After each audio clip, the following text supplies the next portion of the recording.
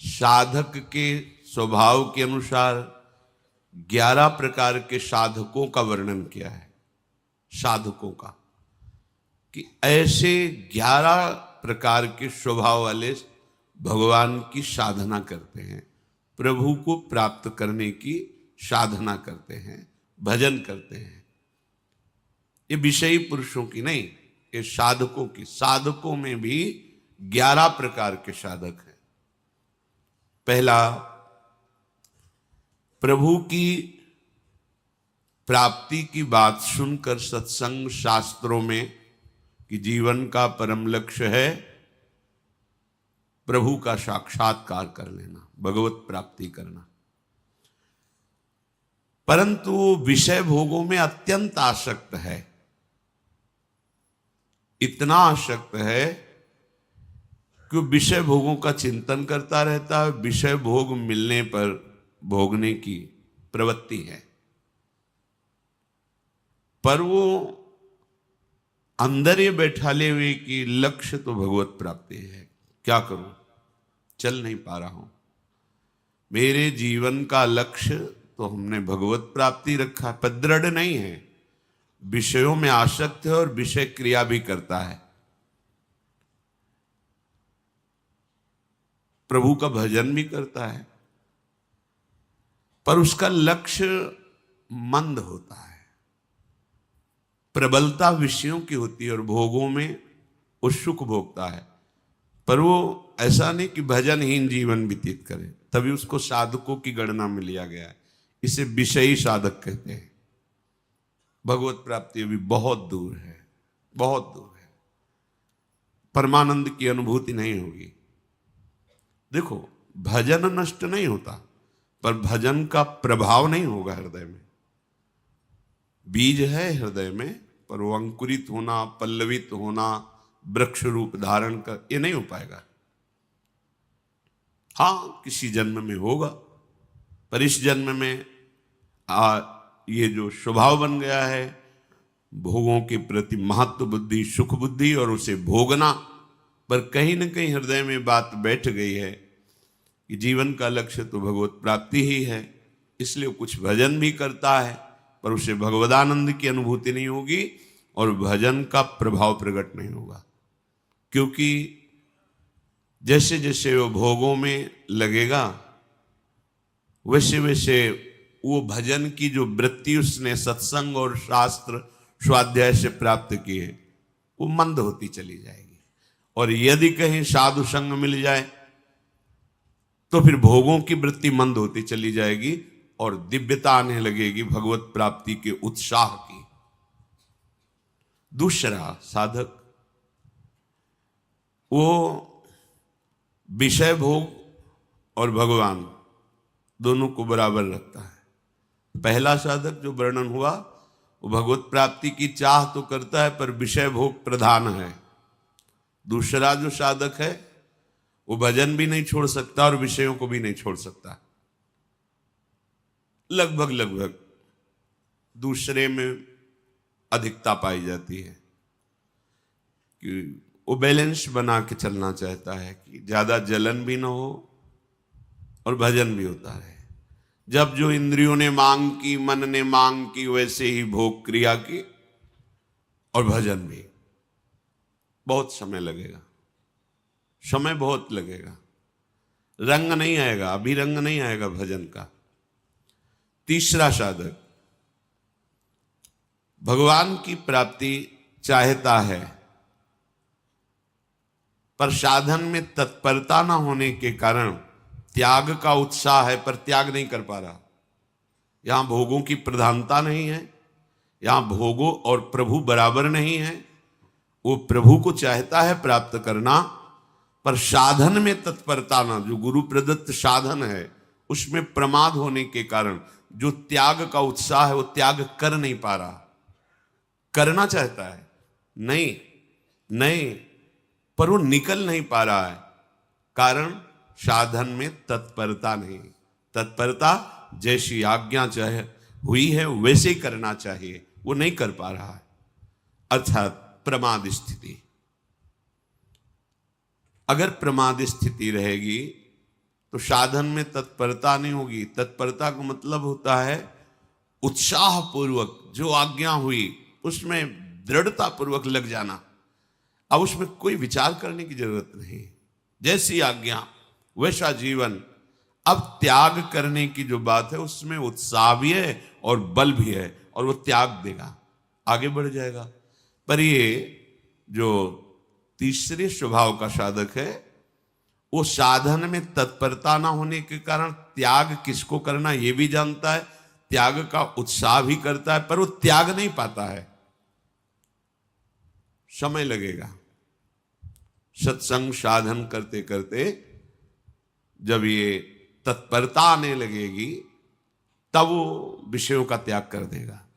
चौथा, प्रभु को चाहता है, प्रभु से मिलूं, साधन भी करता है पर बहुत जल्दी ऊब जाता है। इतने दिन हो गए, कोई लाभ तो मिला नहीं, आनंद तो मिला नहीं, भगवान तो मिले नहीं, और मन भी बहुत जला रहा है भोगों के लिए। क्या करूं, भाग जाऊं क्या, छोड़ दूं क्या? ऐसे स्वभाव का साधक बिल्कुल ठीक नहीं। ये स्वभाव बिल्कुल ठीक नहीं। अगर आप ऐसे ही साधन से तत्परता पूर्वक लगे रहें, ऊबे ना, तो ये जो ऊबन देने वाली वृत्तियां ये नष्ट हो जाएंगी।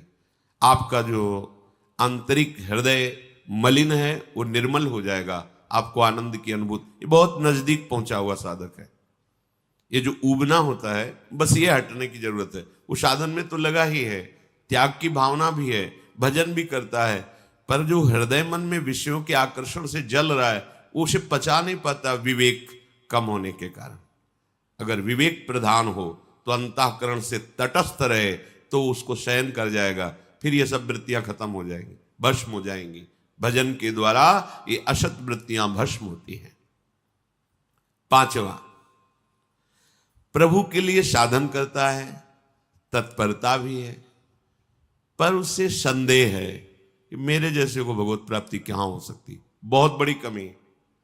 महापुरुषों ने कहा है, आशा बंधा समुत्कंठा, ये निरंतर आशा रहे कि मैं लगा तो हूं भजन में, लेकिन प्रियालाल अपनी कृपा से मुझे निश्चित प्राप्त होंगे, गुरु कृपा से निश्चित प्राप्त होंगे, धाम कृपा से निश्चित प्राप्त होंगे, इसमें बिल्कुल संशय नहीं होना चाहिए।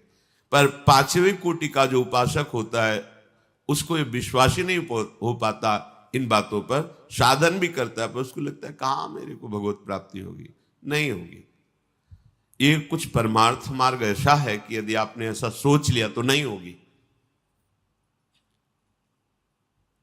जब गंगा किनारे भ्रमण कर रहे थे तो हरिद्वार के एक महापुरुष, उनका लाल स्वामी नाम था, वो एकांत सेवन कर रहे थे। उनके पास जब दर्शन करने के, वो खेचरी मुद्रा में अधिक समय तक रहते थे। योग की एक खेचरी मुद्रा है, उसमें वो रहते थे। रात्रि में समय दिया उनके शिष्यों ने कि आप आके वार्ता कर सकते हैं। रात में 10 बजे के लगभग गए, प्रणाम। बड़ा ही मृदु स्वभाव, अमृतमयी वाणी, गंभीर भगवत स्वरूप। तो उन्होंने डायरी लेके गए थे कि कोई शब्द भूल ना जाए, बाहर निकलती तुरंत लिखना। महापुरुषों के वचन अमृत होते हैं। उस समय हमारी समझ में ना आवे, पता नहीं कब समझ में आवे, इसलिए वो शब्द रख लेना चाहिए। उन्होंने कहा, जैसा तुम सोचोगे वैसा ही बन जाओगे, जैसा बनना है वैसा सोचना प्रारंभ करो। पहला शब्द उनका था।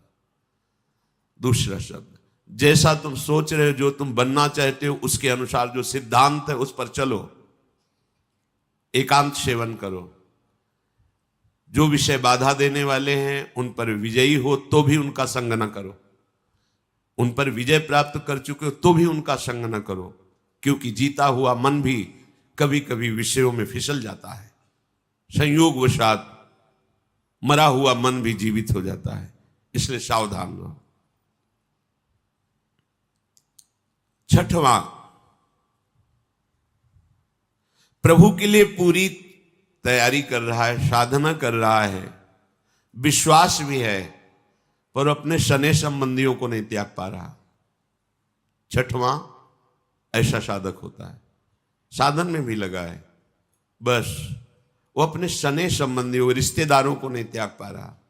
वहीं से भोजन चल रहा है, वहीं से वास व्यवस्था चल रही, उनका मिलना जुलना आना जाना सब वैसे ही।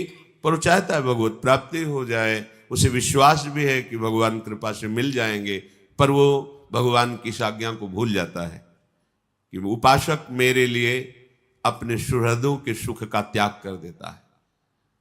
जैसे महाप्रभु हरिवंश चंद्र जी कहते हैं कि इस मार्ग में सहजानंद बरसाने वाली स्वामी जी के चरणों का आश्रय दृढ़ करने के लिए अपने परिवारजनों के द्वारा प्राप्त हुए सुख का त्याग, अर्थ के द्वारा प्राप्त होने वाले सुख का त्याग और बड़ी बड़ी साधनाओं के द्वारा प्राप्त होने वाली सिद्धि सुख का त्याग, ये स्नेह संबंध त्याग करने के लिए बहुत जगह आज्ञा प्राप्त है। तात मात सुत दार देह में मति अरुझय मति मंदा, हित किशोर को है चकोर तू लख वृंदावन चंदा, जननी जनक बंधु सुत दारा तन धन धाम सुहृद परिवारा, सबकी ममता ताग बटोरी मम पद मन ही बांध बर डोरी। ये कमी रह जाती है उपासक में। जो छठवें स्थिति का साधक है वो भजन भी करता है, तत्परता भी रखता है, पर अपने पारिवारिक रिश्ते सने संबंधियों का त्याग नहीं कर पाता, इसलिए समय लगेगा। सातवें, प्रभु के लिए विश्वास है, भरपूर त्याग है, साधन में तत्परता है, पर सम्मान और बड़ाई प्रिय है। वो अपना सम्मान चाहता है, दूसरों से अपनी बड़ाई प्रणाम नमस्कार कीर्ति चाहता है। फिर समस्या है, फंस गया। अभी भगवत साक्षात्कार बहुत दूर है, क्योंकि शरीराभिमान पुष्ट होता रहेगा। भगवत प्राप्ति के लिए सम्मानम कल्याति घोर गरलम, ये जो सम्मान है ये विष है, ये अमृत पान के लिए जो हमारा हृदय तैयार हो रहा है उसमें बाधा पहुंचा देगा। जब कोई अपने को प्रणाम करे तो तत्काल भगवत भावना कीजिए, प्रभु क्या लीला कर रहे हो, अंदर ही मन में सोचकर मानसिक प्रणाम कीजिए। अगर ऐसी भावना नहीं बन पा रही तो आपके गुरुदेव का प्रणाम हो रहा है, आपको नहीं, क्योंकि आपकी कंठी तिलक माला नाम मंत्र उपासना गुरुदेव का है और इसी को तो प्रणाम कर रहे हैं, तो वो गुरुदेव को प्रणाम कर रहे हैं, अपने को नहीं। ऐसी भावना दृढ़ करें। आठवें, प्रभु पर विश्वास है, त्याग की भावना प्रबल है, पर वो अपने गुरु प्रदत्त मार्ग में चलता नहीं, बदलता रहता है, अपनी वृत्तियां बदलता है, कभी ये कभी वो कभी ऐसे। गुरु प्रदत्त, अब भी भगवत प्राप्ति में अंतराय है। प्रभु पर विश्वास है, त्याग भी है, पर वो गुरु प्रदत्त उपासना में दृढ़ नहीं, बार बार मन बदलता रहे, कभी ये पढ़ा कभी वो पढ़ा, कभी ये अनुष्ठान कभी वैसे चला, ऐसा नहीं। सांगो पांग उपासना, गुरु प्रदत्त नाम, गुरु प्रदत्त मंत्र, गुरु प्रदत्त कंत अर्थात इष्ट, गुरु प्रदत्त ग्रंथ, एक सांगो पांग उपासना में मन को समाहित कर दिया, बात बन गई। नवा, प्रभु पर विश्वास है, त्याग है, साधन में तत्परता है, पर लक्ष्य दृढ़ नहीं कर पा रहा। हम श्यामा श्याम के श्री चरणारविंद के निज सेवक हैं, हरिवंश बलिदास रसिक अनन्य शान बजायो एक श्याम श्यामा पद प्रीति। बस श्री हरिवंश चरण निज सेवक बिचले नहीं, छाणी रस रीति।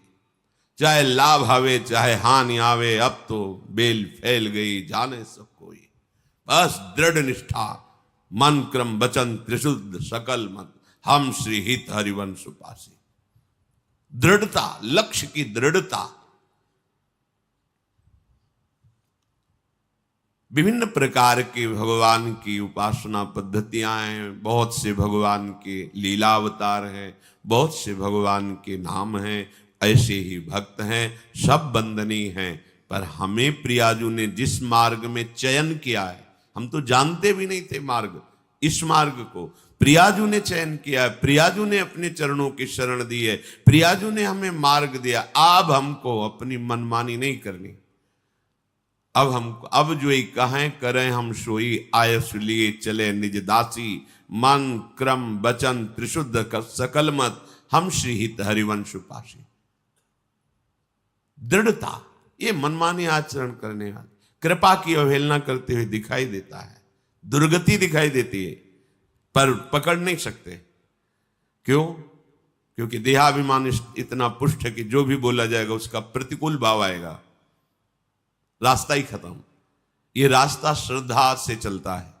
प्रथम हृदय श्रद्धा जो करे, हमारी बात पर श्रद्धा, हमारे उपदेश पर श्रद्धा, दिए गए भजन सिद्धांत पर श्रद्धा, मार्ग पुष्ट है, चले जाओ, गिरोगे नहीं, हर समय गोद में रहोगे।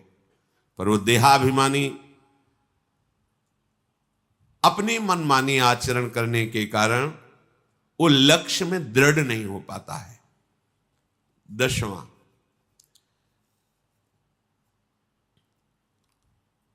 ये पूर्णता है जो आगे के 2 साधक कहे गए, ये बहुत मंगलमय स्थिति है। प्रभु की प्राप्ति की चाह नहीं, असह वेदना, क्षण भर के लिए भी प्रभु का विस्मरण नहीं, प्राण देने के लिए तैयार है। बस कैसे मिले, कहां जाऊं, किससे कहूं, असमर्थ हूं, वो अंदर की स्थिति, क्या करूं, किससे कहूं, वो कौन सा आयोग करे, मेरी इस बात को कौन समझे, प्रभु कैसे मिले, असह्य हो रहा है, वेदना उसके हृदय में। एक पल के लिए भी प्रभु का विस्मरण नहीं, प्राण फूलों की तरह लिए तैयार है कि अगर प्राण देने से प्रभु मिल जाए तो अभी प्राण ले लो।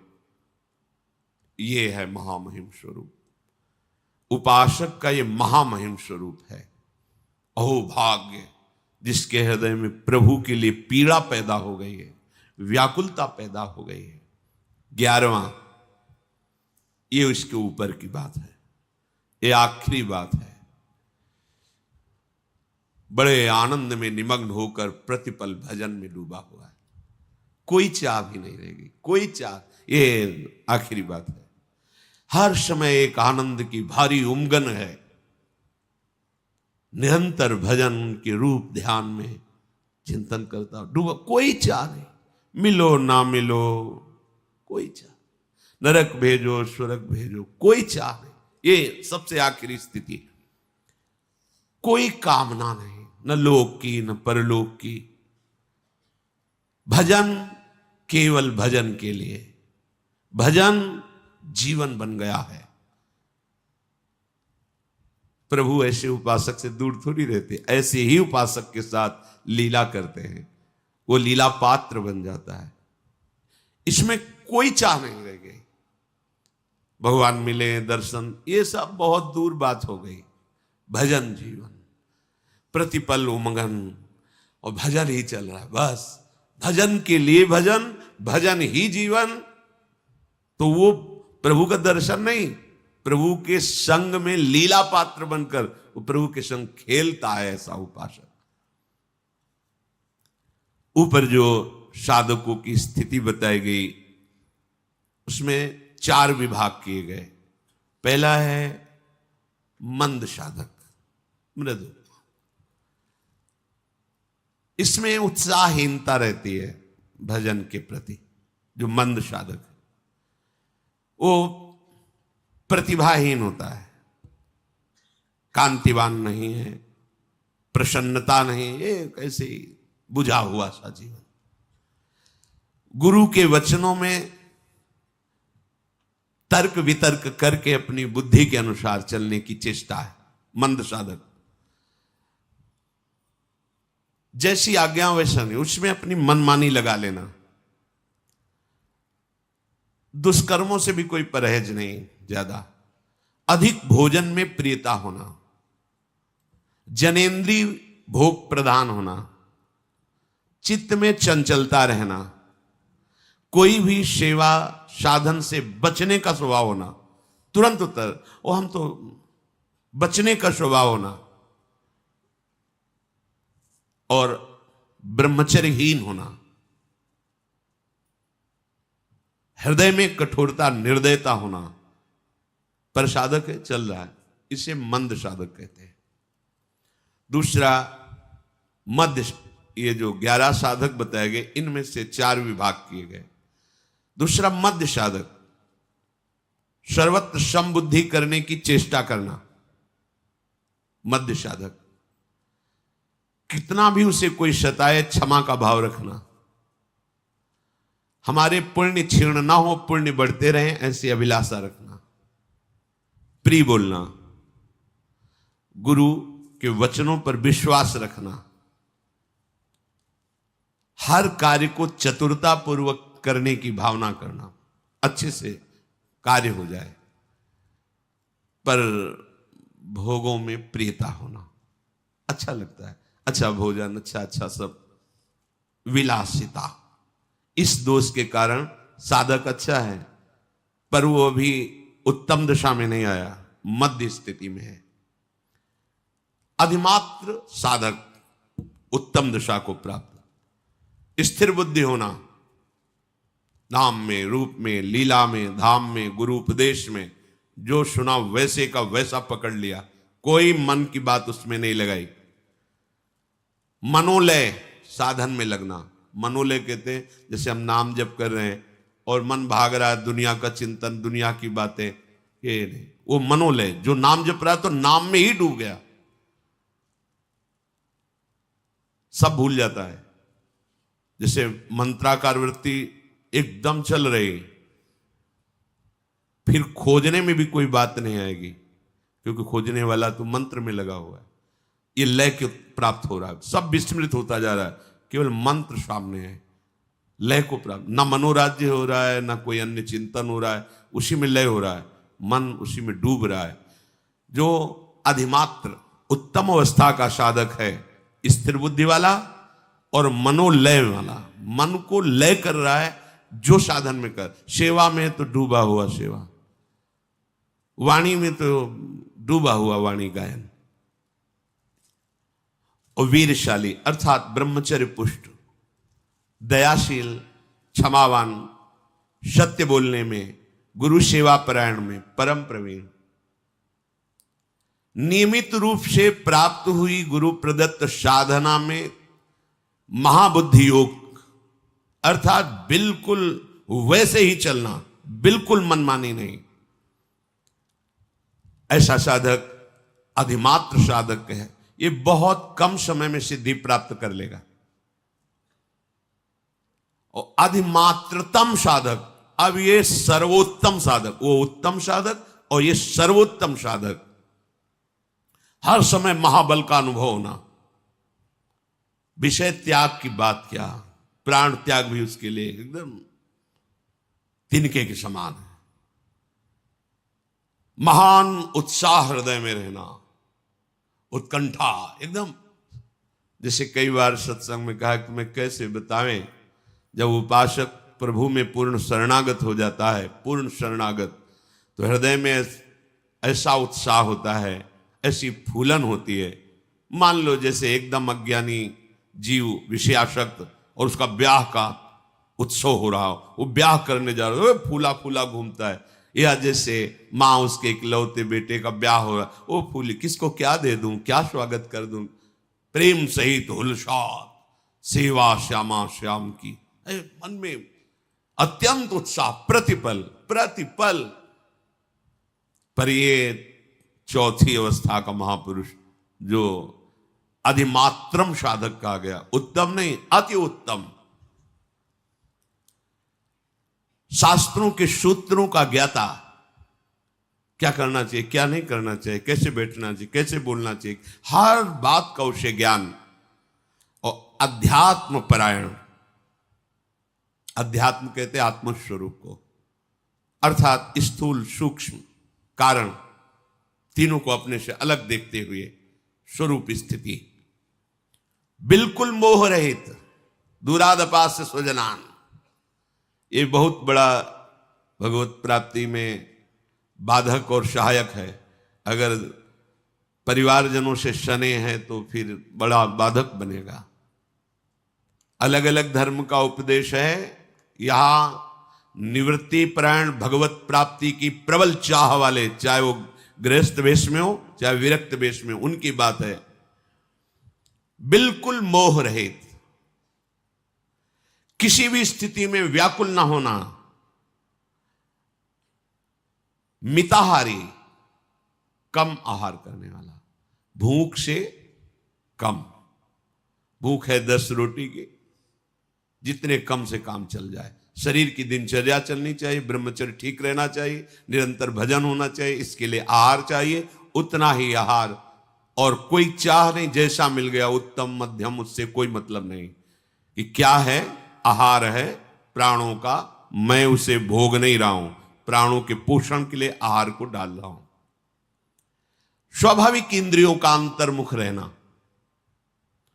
विशुद्ध आचरण, प्रतिकूल से प्रतिकूल परिस्थिति में अनुकूलता का अनुभव करना, यह सर्वोत्तम साधक का लक्षण। सदा संतुष्ट रहना, संतुष्ट है इनके इनवा, कैसी भी परिस्थिति है, हृदय शांत है, प्रसन्न है। निर्भय होना, कभी उसे भय नहीं प्राप्त, भय उसी को प्राप्त होता है जो अधर्माचरण करता है। सुशील, और अपने भजन साधन स्थिति को गुप्त रखने का स्वभाव। भजन साधना स्थिति, उसे गुप्त रखने का स्वभाव, कोई पकड़ न पावे किस स्थिति का कितना। जैसे समुद्र की कोई थाह लेना चाहे नहीं ले सकता, ऐसे ही अति उत्तम साधक की कोई थाह लेना चाहे उसकी गंभीरता की थाह नहीं पा सकता। है क्या चीज, कोई समझ नहीं सकता। शांत, परम विश्वासी, गुरु पूजन परायण, लोक संग से विरक्त, सर्व साधन विषयों का ज्ञान और परोक्ष ज्ञानी अर्थात आत्मानुभूत से युक्त, ऐसे उपासक को अधिमात्रम साधक कहते हैं। ऐसे उपासक को भगवत प्राप्ति में विलंब नहीं होता।